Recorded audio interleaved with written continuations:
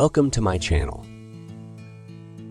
The Drama Show, Fireworks of My Heart. Hello friends. In the beginning of this episode, we see that Soo-jun had noticed that something was bothering Song. He had also seen Song standing with Dr. Ik-soo-kin.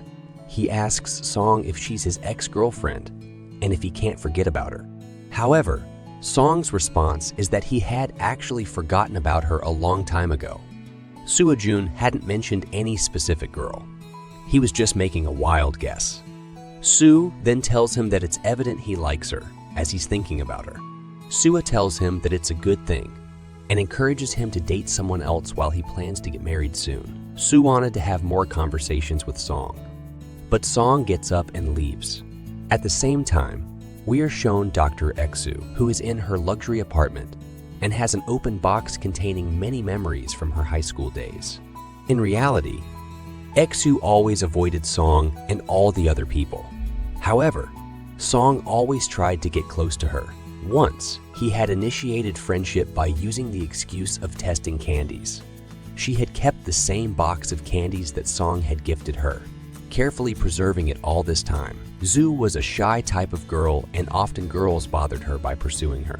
But now Song acts as her bodyguard, following her around to ensure her safety. This is the reason why no one can get close to her anymore. Soo-kin had even carefully preserved Song's jacket and was reminiscing about everything. The next day, as soon as Song goes to his senior officer, the officer says, "I have received many complaints about you. You didn't listen to your team leader, put your life in danger, and yesterday you also damaged a sports car." Song tries to deflect these accusations, but his boss overreacts. Meanwhile, his senior stands up and takes his side, explaining the situation.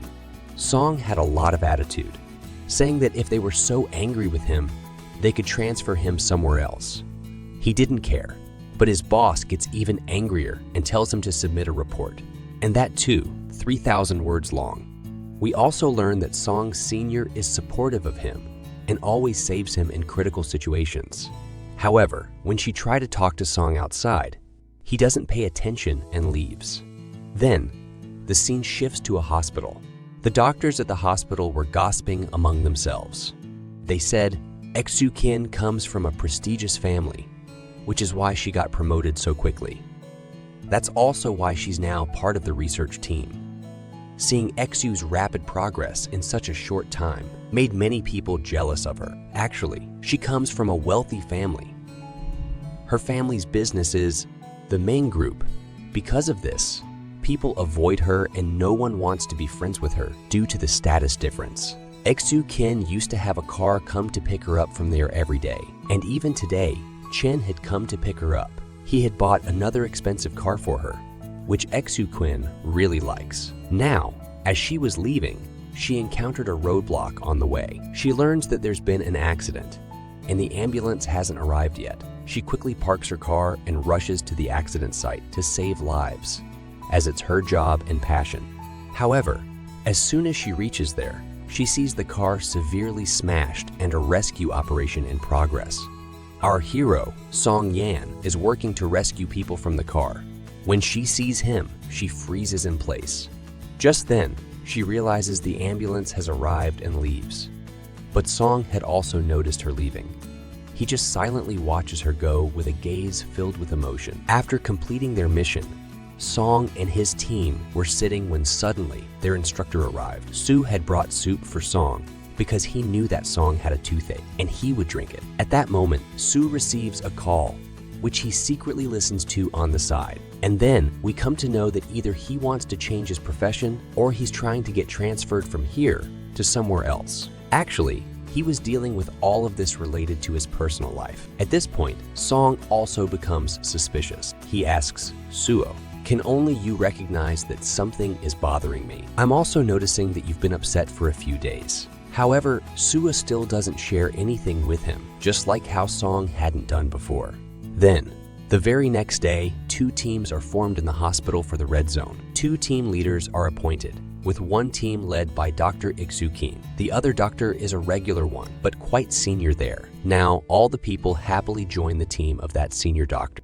However, everyone keeps their distance from Exu-kin, so nobody wants to join her team. But due to their profession, they have to join Exu-kin's team. However, those people didn't seem happy. After that, the scene shifts to the rescue office where Song was training the firefighters. All the trainees there are practicing putting on their apparatus quickly. And in the midst of this, one trainee struggles with wearing their apparatus correctly. His apparatus falls off in a single jerk. Here, Song tells him that the breathing apparatus is often taken away by those people who are victims there, as it's a battle between life and death. If you don't wear the apparatus correctly, consider it as you're playing with your own life. He continues their training for quite a while, and afterward, he shows them an overview of the city. He tells them, if you came into this profession thinking you'll get publicity or earn respect, remember that we receive a lot of complaints.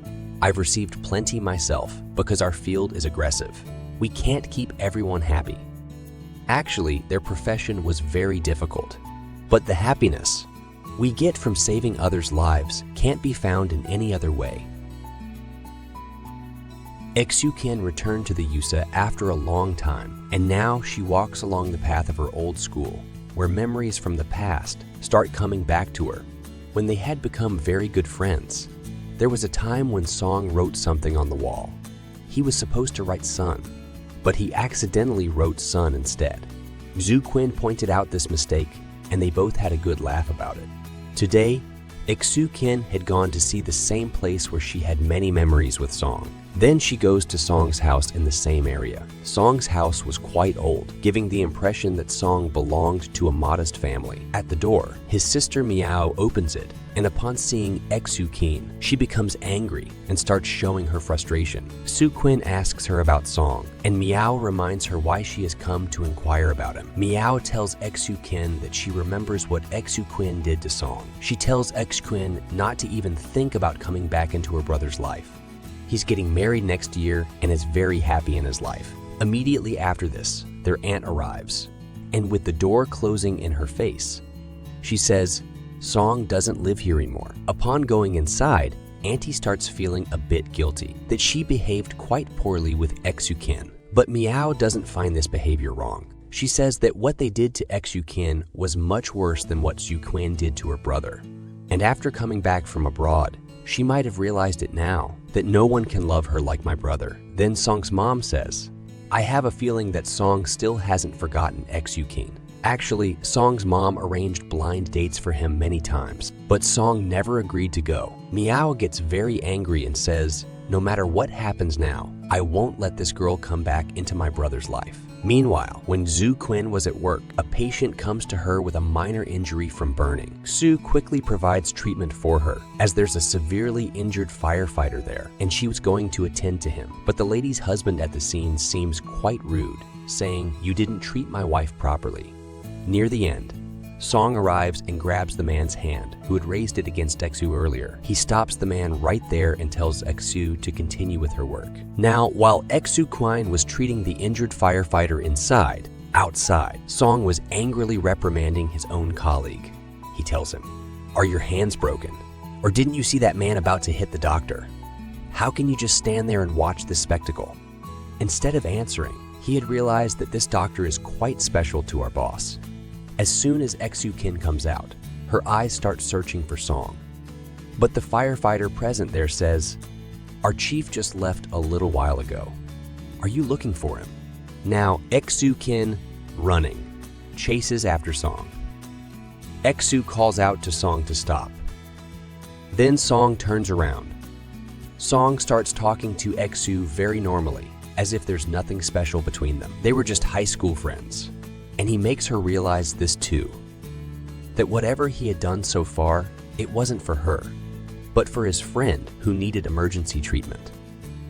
Exu-kin asks him if she can take him out for coffee to thank him, but Song's response was that there's a long line of girls waiting to buy him coffee. When his turn comes, he'll call her. Then, along with this, old memories start coming back to Song. Actually, Song used to smoke, and Exu-kin had given him a lighter with a photo of her on it, so that whenever he smokes, he'd remember her and quit smoking. And with these memories, episode number 2 of Song ends. If you like this video, please make sure to like, share, and subscribe to my channel, The Drama Show. And don't forget to press the bell icon so that you stay updated on upcoming videos. Until then, goodbye and take care. Thank you for watching.